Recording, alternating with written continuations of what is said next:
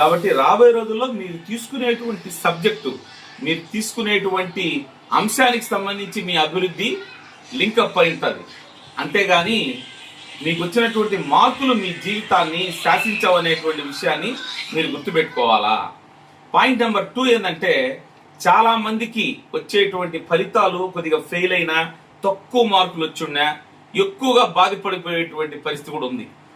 జీవితం అంటే మార్కులే పరమావధి కాదు అన్నటువంటి సత్యాన్ని పిల్లలు, పెద్దలు అందరూ గుర్తుపెట్టుకోవాలి.